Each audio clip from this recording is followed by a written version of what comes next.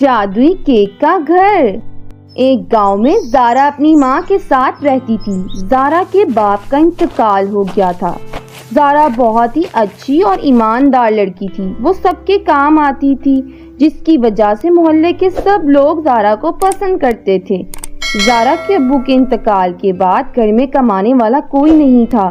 زارا کی ماں ہمیشہ بیمار رہتی تھی۔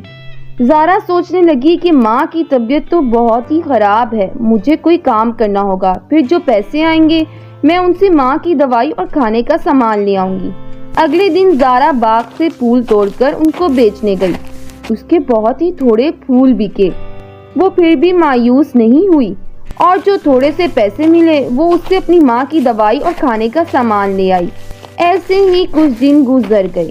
ایک دن زارا ایک دکان پر پھول بیچنے گئی۔ دکان کا مالک بولا، زارا، تم اگر روز یہ ایک ہی طرح کے پھول لاتی رہی تو میں نہیں لوں گا، تم اور بھی پیارے پیارے پھول لایا کرو۔ زارا بولی، مالک یہ جو پاس باغ ہے وہاں صرف یہی پھول ہوتے ہیں۔ زارا گھر آ گئی اور دکاندار کی بات اپنی ماں کو بتانے لگی۔ زارا بولی، ماں میں کل جنگل سے پھول توڑنے جاؤں گی۔ زارا کی ماں نے اسے اجازت دے دی۔ اگلے ہی دن زارا جنگل میں چلی گئی۔ زارا کو بہت ہی ڈر لگ رہا تھا۔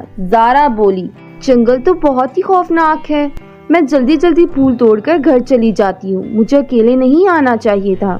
زارا جنگل میں بہت دور چلی گئی۔ وہاں اسے پھول کا درخت نظر آیا۔ زارا پھول توڑ کر گھر آ رہی تھی کہ اسے راستے میں بہت بڑا جادوئی کیک کا گھر نظر آیا۔ ایک ایسا گھر جو کیک کا بنا ہوا تھا اور جادوئی تھا۔ اس کیک کو دیکھ کر زارا بہت ہی خوش ہوئی۔ اچانک کیک سے آواز آئی۔ کیک بولا، زارا، یہ ایک جادوئی کیک کا گھر ہے۔ میں جانتا ہوں تم بہت اچھی اور ایماندار لڑکی ہو۔ اس گھر کے اندر جاؤ، تمہارے لیے اس میں سب کچھ ہے۔ زارا کیک کے گھر میں چلی گئی تو اندر بہت ہی سارا سونا اور بہت زیادہ پیسے پڑے ہوئے تھے۔ کیک سے آواز آئی، زارا، یہ سب کچھ تمہارے لیے ہے، اس سے تم اپنی پریشانیاں دور کر سکتی ہو۔ زارا تھوڑے سے پیسے اور سونا لے کر گھر چلی گئی اور اپنی ماں کو ساری بات بتائی۔ زارا پیسوں کی مدد سے اپنی ماں کا علاج کروانے لگی۔ زارا کی ماں بالکل ٹھیک ہو گئی۔ زارا کیک کے گھر سے اور پیسے لے کر آئی، جس کی وجہ سے وہ بہت ہی امیر ہو گئی۔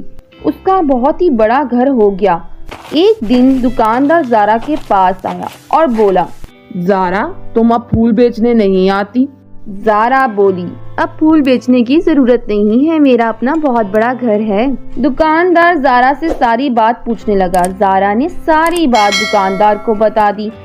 دکاندار بولا، زارا، مجھے اس گھر میں لے کر جاؤ، نہیں تو میں تمہیں مار دوں گا۔ زارا ڈر گئی اور دکاندار کو کیک کے گھر کے پاس لے گئی۔ دکاندار کیک کے گھر کے اندر چلا گیا تو وہ سونا اور پیسے دیکھ کر حیران ہو گیا۔ وہ سونا اور پیسے لے کر گھر آنے لگا کہ کیک کے گھر کا دروازہ بند ہو گیا۔ زارا اس کا باہر انتظار کر کے چلی گئی۔ ایک ہفتے تک دکاندار کیک کے گھر کے اندر ہی رہا۔ ایک ہفتے بعد دروازہ کھل گیا۔ دکاندار بھاگا بھاگا زارا کے گھر گیا اور اس سے فوراً معافی مانگی۔ زارا نے اسے معاف کر دیا اور پھر اس نے غریبوں کی بھی ان پیسوں سے مدد کرنا شروع کر دی۔